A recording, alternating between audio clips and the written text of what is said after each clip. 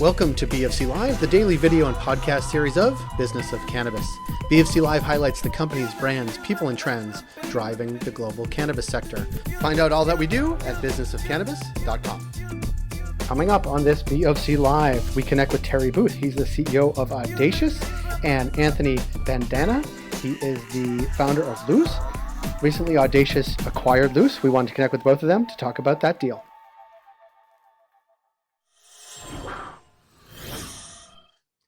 Terry and Anthony, thanks for being here. Hey man, how you doing? I'm doing well. All eyes, let's see. All cannabis eyes have been focused on, I think the US for the past, 24, 48 hours, what's going on there. But I wanted to talk to you guys about what you guys are up to, what it means for your presence in the US and elsewhere. First, Terry, can I go to you? Last time we talked, you had just taken over, I think, Australis. Tell us the latest of what's going on there, including an Audacious announcement that recently came across. Sure. Thanks for the time. I'll try and be quick on this one. With the Audacious update, that is our new name in the adult usage market in America. Took a while. We actually were going to go with Authentic, and then we found there was another Authentic. So we came up with Audacious. I actually like it better. Definition might be a little bit crass, but if you look at the synonyms, I think it describes who the hell we are. And what's going on in the US since March 9th? A lot. We got, had to deal with a lot of integration issues with new management, new C-suite, a new board, some litigation issues that we cleaned up. I think there was 9 issues and there's one left, and I hope to clean it up this afternoon. So we've done a good job of making the house a little bit tidier. We completed the Alps transaction, which is, the big one. That's an amazing transaction. And Alps has continued to get contracts all over the world, including cannabis contracts in America. We completed the GT transaction, Green Therapeutics in Nevada. They're a grower and a manufacturer, extraction co. And as we announced, we just entered into an agreement with the guys at Belfleur. I don't want to say it right, Belfleur, Rapper Weed, great guys, California grown, but born in Boston, and they're going to go back to Massachusetts. Yeah, peace and love in Boston. And these guys are excellent guys. They really built the brand out pretty well. They're ahead of us on brand, so they're going to help us with that. And it truly is a partnership with these guys. We're going to build their facility. We get 10% of their canopy. We'll probably take over their manufacturing facility for them. They're under a social equity license, so they also got the delivery. But this call, I think, was launched really because of the LOOS deal, and we've been working on it for some time. You can't not be in California in the cannabis space, I believe. And there's other deals that we're working on in California, but this is the first one. I like it. I've not been as big as a beverage fan, like the big beverages for THC, but these guys have exactly what we had thought of at Aurora, a shot, a counter shot, so like 5-hour energy, if you will. We want to have that expanded to a much bigger level. They have a bunch pre-sold. The other gentleman on the call is Anthony. He's a good young man. He's built an excellent sales team. And we just think that it's go time in Cali. We've got I think we've announced we've got some dispensary deals going on there. Maybe we didn't, and maybe I just made a mistake. Who cares? Who cares? What am I going to get sued? I didn't mention the name. Yeah, maybe it wouldn't be the first time, right? But we're pumped about what's going on in America. Missouri, we're there now. Oklahoma, we still have the land in Washington State. I just flew in from New Jersey yesterday, but that's why I might look a little bit disheveled. The popo kept me at the border for an hour and a half, like I normally do, never near the cannabis space. But it is it's refreshing to be in America. It's like 50 countries, man. It really is. Yeah. These different regs, and you have to be on top of your game. And the C-suite that we put together, and this deal with LOOS too. It's not just bringing a nice brand with a shot, but we're going to add CBD to it. That'll be our entry into the CBD space for ingestibles. We're going to make sure that we have a sales force that can really get these into the various adult use stores and across state lines, man. I like it. It's one of the things. Yeah, I like it too. I like it. Anthony, tell us about your company and what it means for you. Yeah, so Loose is, a beverage company, as Terry had stated, but really what I saw was my ability and the network that I have of, great sales reps that have kind of kickstarted the industry back in 2016 with the legalization. As sales are extremely important early on to a business, things kind of evolve and, get a little more streamlined. So I took a proactive approach and found a co-manufacturer. We have several co-manufacturers actually, developed a formulation that I think is, innovative and very functional. Essentially we have nutraceuticals and terpenes into our product that's truthfully not on the market on THC beverages right now. I understand the logistics and the challenges behind distribution.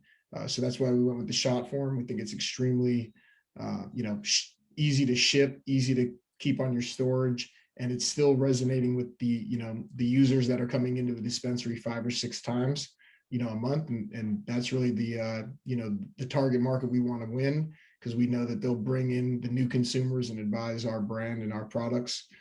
So really exciting. Terry was truthfully, a loose type of guy. I think he represents kind of the vibe and the energy of our brand, and couldn't be any more excited about the entire team that we're joining, from John, Paul, Leah, Duke, my co-founder, Ben Coppell. Awesome. I think truthfully, we just got a lot of good synergies here lined up, ready to, attack the market. Well, it looks real cool. We'll post it when we post this. I don't even have to, because Terry's holding up. There we go. Right on cue. Get loose. Check this out. Pretty cool. There they Come are. on, man. Come on. We're going to describe the PNG technology to Terry, how we can put them up. He can hold them up by hand. I love it. You think Corey would have present you the deck, Jay? I have it. No, that's the thing. I do have it. Oh, are we paying those guys? We're paying Corey.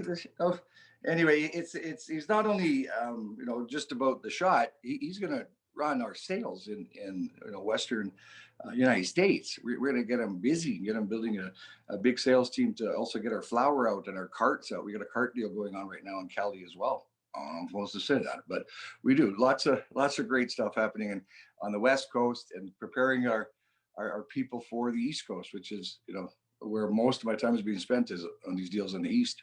Yeah. It is interesting. And Anthony, I want to talk to you because you've been in it obviously for some time. And in many ways, California leads the way in brand and products and consumers and all those things.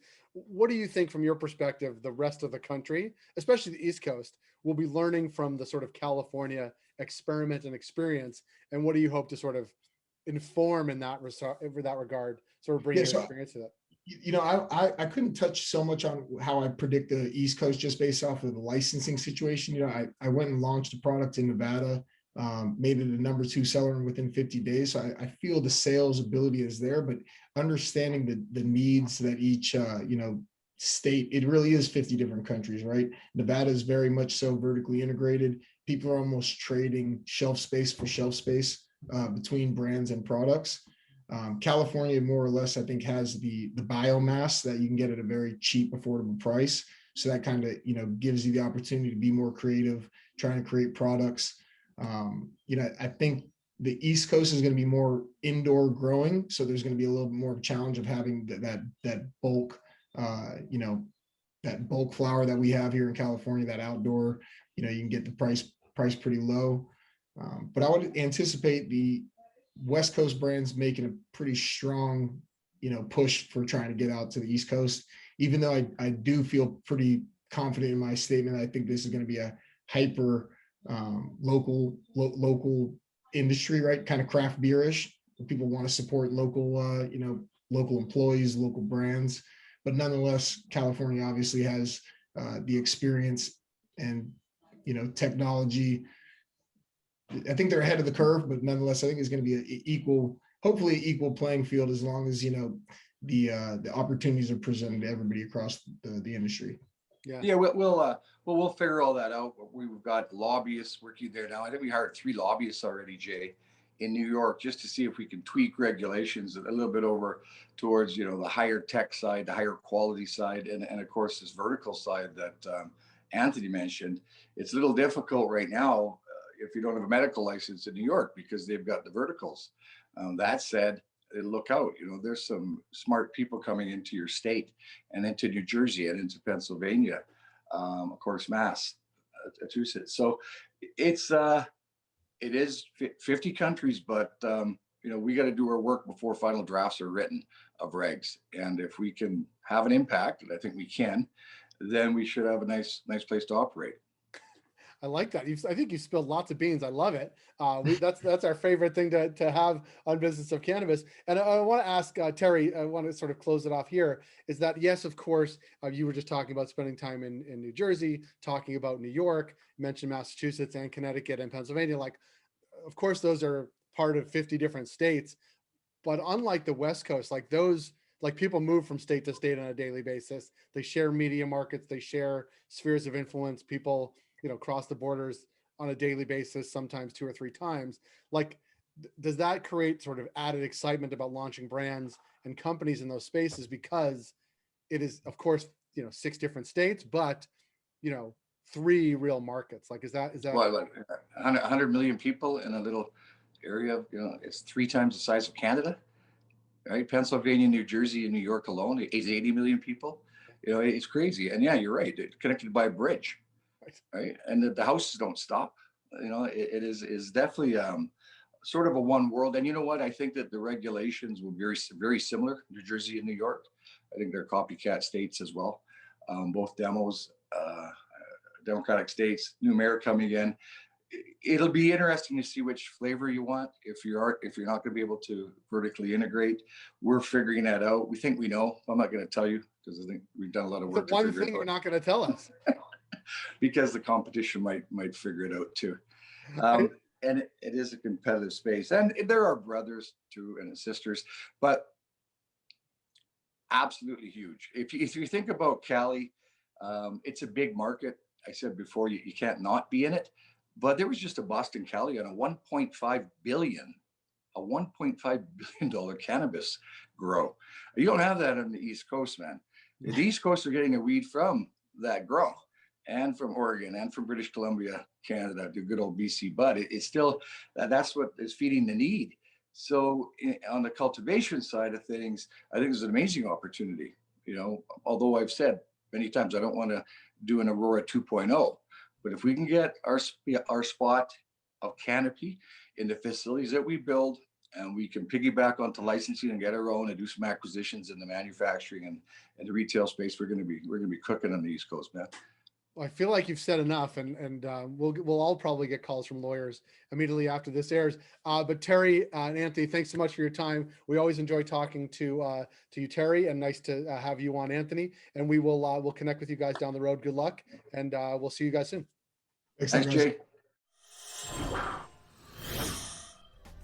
That was Terry Booth and Anthony Bendana, now both of Audacious. If you like this program, please rate and review us on Apple Podcast, Spotify, or wherever you heard the show. It helps support the work we do. We're able to do what we do because of our ongoing partners, including Alterna Savings, Cannabis at Work, Cannabis Benchmarks, Can Delta, Gallagher, Headset, and Torque and Mains. Find out all that we do at businessofcannabis.com.